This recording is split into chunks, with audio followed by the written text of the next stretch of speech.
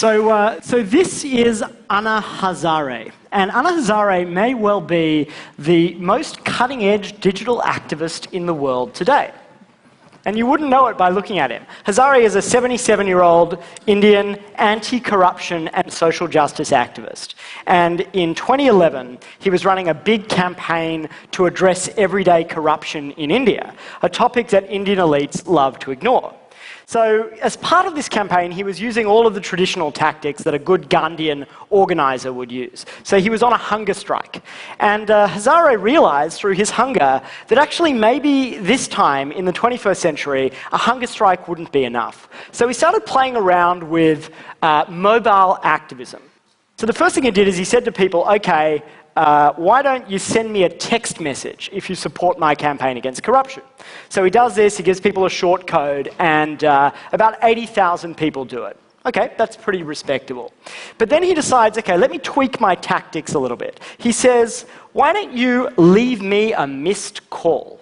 Now, for those of you who have lived in the global south, you'll know that missed calls are a really critical part of global mobile culture. I see people nodding. People leave missed calls all the time. If you're running late for a meeting and you just want to let them know that you're on the way, you leave them a missed call. If you're dating someone and you just want to say, I miss you, you leave them a missed call. So note for dating tip here, in some cultures, if you want to please your lover, you call them and hang up. So why do people leave missed calls? Well, the reason, of course, is that they're trying to avoid charges associated with making calls and sending texts.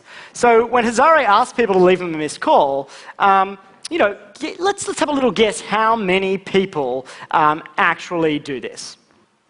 35 million.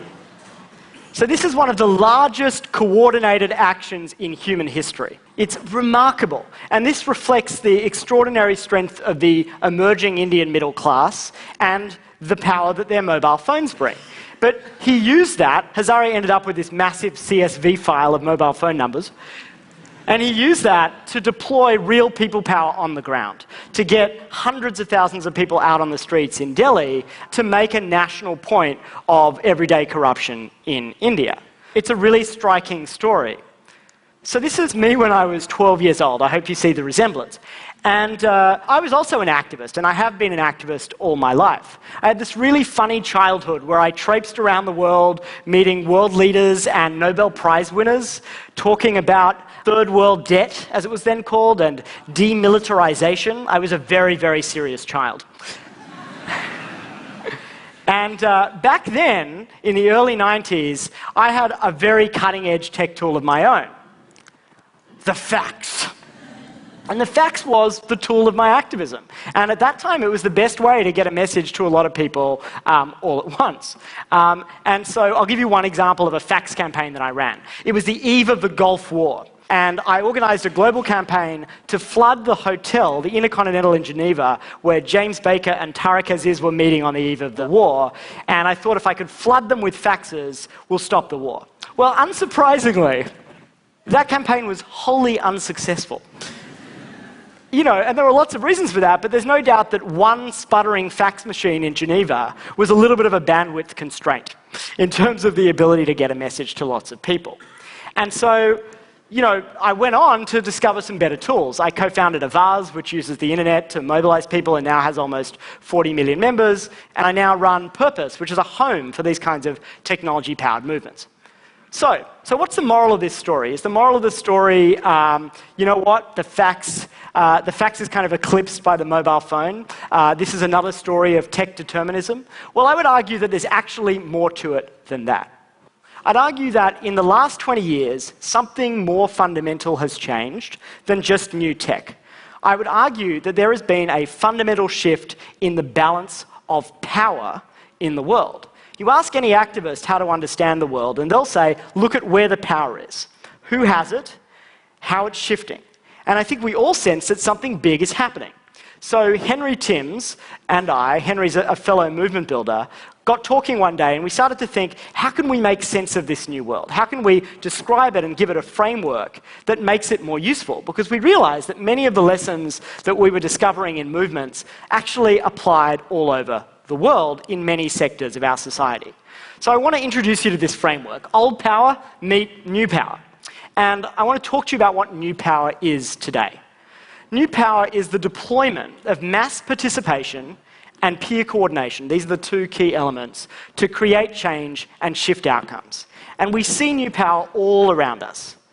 This is Beppe Grillo. He was a populist Italian blogger who, with a minimal political apparatus and only some online tools, won more than 25% of the vote in recent Italian elections.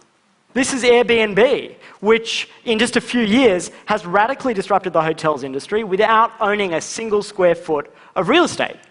And this is Kickstarter, which we know has raised over $1 billion from more than 5 million people. Now, we're familiar with all of these models, but what's striking is the commonalities, the structural features of these new models, and how they differ from old power. Let's look a little bit at this. Old power is held like a currency.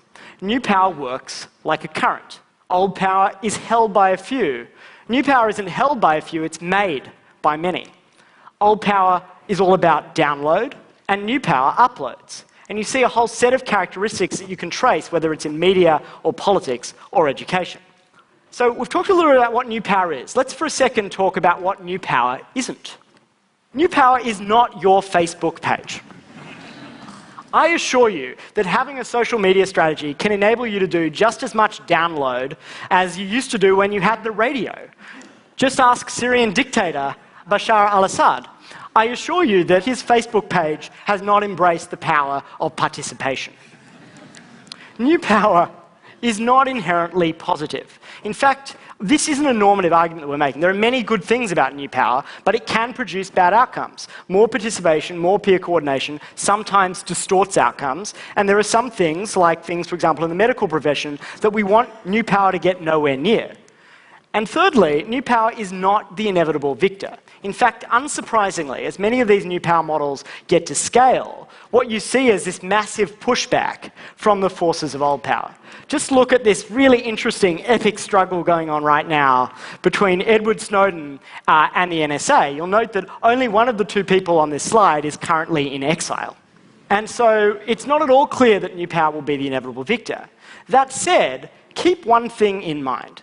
We're at the beginning of a very steep curve. So you think about some of these new power models, right? These were just like someone's garage idea a few years ago.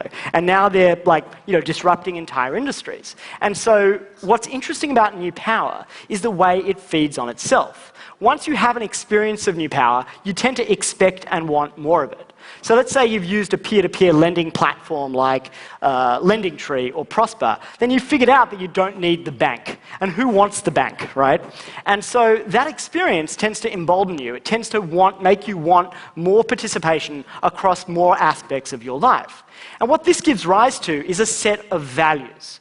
We talked about the models that new power has engendered, the Airbnbs, the Kickstarters. What about the values? And this is an early sketch at what new power values look like. New power values prize transparency above all else. There's almost a religious belief in transparency, a belief that if you shine a light on something, it will be better. And remember that in the 20th century, this was not all true. People thought that gentlemen should sit behind closed doors and make comfortable agreements. New power values of informal, networked governance. New power folks would never have invented the UN today, for better or worse. New power values participation, and new power is all about do-it-yourself. In fact, what's interesting about new power is that it eschews some of the professionalization and specialization that was all the rage in the 20th century. So what's interesting about these new power values and these new power models is what they mean for organizations. So we spent a bit of time thinking, okay, how could we plot organizations on a 2x2, where essentially we look at new power values and new power models and see where different people sit. And we started with a US analysis. And let me show you some interesting findings. So the first is Apple. In this framework, we actually describe Apple as an old power company. That's because, the ideology, the governing ideology of Apple is the ideology of the perfectionist product designer in Cupertino. It's absolutely about that beautiful, perfect thing descending upon us in perfection. And it does not value as a company transparency. In fact, it's very secretive. Now, Apple's one of the most successful companies in the world, so this shows that you can still pursue a successful old power strategy, but one could argue that there's real vulnerabilities in that model. I think another interesting comparison is that of the Obama campaign versus the Obama presidency. Obama...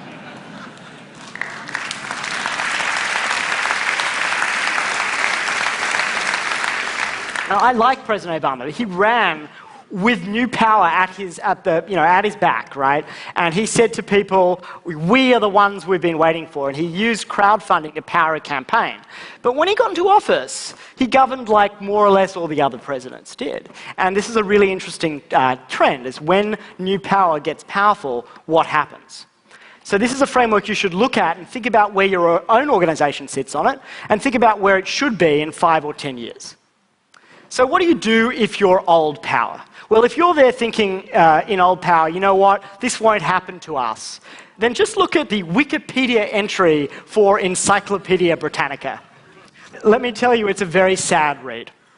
But if you are old power, the most important thing you can do is to occupy yourself before others occupy you, before you are occupied. Imagine that a group of your biggest skeptics are camped in the heart of your organization, asking the toughest questions, and they can see everything inside of your organization. And ask them, would they like what they see, and should our model change? What about if you're new power? Is new power just kind of riding the wave to glory? I would argue no. I would argue that there are some very real challenges to new power in this nascent phase. Let's stick with the Occupy Wall Street example for a moment. Occupy was this incredible example of new power, the purest example of new power, and yet it failed to consolidate. So the energy that it created was great for the meme phase, but they were so committed to participation that they never got anything done. And in fact, that model means that the challenge for new power is, how do you use institutional power without being institutionalized? On the other end of the spectrum is Uber. Uber is an amazing, highly scalable new power model. That network is getting denser and denser by the day. But what's really interesting about Uber is it hasn't really adopted new power values. This is a real quote from the Uber CEO recently. He says, once we get rid of that dude in the car, he means drivers, Uber will be cheaper. Now, new power models live and die by the strength of their networks, by whether the drivers and the consumers who use the service actually believe in it. Because they're not an exercise of top-down perfectionism. They are about the network. And so the challenge, and this is why it's in no way surprising, that Uber's drivers are now unionizing. It's extraordinary. Uber's drivers are turning on Uber. And the challenge for Uber, this isn't an easy situation for them, is that they are locked into a broader superstructure that is really old power. They've raised more than $1 billion in the capital markets. Those markets expect a financial return. And the way you get a financial return is by squeezing your users and your drivers for more and more value and giving that value to your investors. So the big question about the future of new power, in my view, is will that old power just emerge? So will new power elites just become old power and squeeze? Or will that new power base bite back? Will the next big Uber be co-owned by Uber drivers? And I think this is going to be a very interesting structural question. Finally, think about new power being more than just an entity that scales things that make us have slightly better consumer experiences. My call to action for new power is to not be an island. We have major structural problems in the world today that could benefit enormously from the kinds of mass participation and peer coordination that these new power players know so well how to generate. And we badly need them to turn their energies and their power to big, what economists might call public goods problems that are often beyond markets where investors can easily be found. And I think if we can do that, we might be able to fundamentally change not only human beings' sense of their own agency and power, because I think that's the most wonderful thing about new power, is that people feel more powerful, but we might also be able to change the way we relate to each other and the way we relate to authority and institutions. And to me, that's absolutely worth trying for. Thank you very much.